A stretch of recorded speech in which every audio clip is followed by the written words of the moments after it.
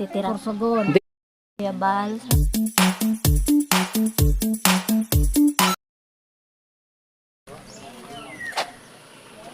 Good morning mga kalingap. Santos Matubang, sana po matulungan niyo po kami sa problema namin kasi paalisin na po kami ngayong August.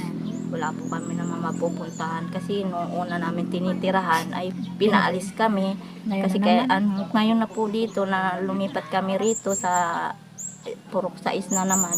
Paalisin na po kami kasi wala kaming pambayad po sa lupa.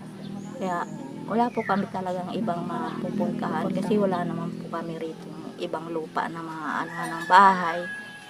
Kaya hindi po namin alam kung saan na po kami magpunta pag napaalis kami rito. Sana po ay matulungan niyo po kami. Natira ko sa Purok 6 ng Santa Cruz doon, Sorsogon. Nung una, sa Bunlag kami ng, kanon din, Purok 6 din yun. Kasi pinabili na yun. Kaya ngayon, dito naman kami sa Purok 6. Pinibinta na naman. Pinapaalis na naman kami, sir. Wala kami pambayad kasi kaya kami pinapaalis na naman dito. Yung asawa ko, yung mga anak ko rin ganun din, wala rin trabaho. Ano kami, wala kami maano ng lupa kung saan kami makakatira.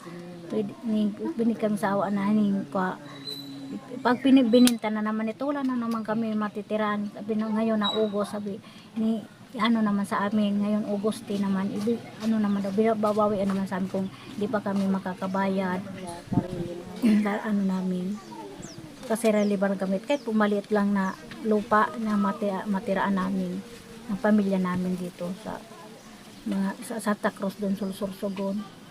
Maraming salamat po kay Kuya Bal Santos Matubang, kay Ate Edna, kay Kalingap Rap, kay Ate Jack, at sa mga viewers po na patuloy na sumusuporta at yung mga sponsor po na walang tigil po sa pagtulong sa Kalingap.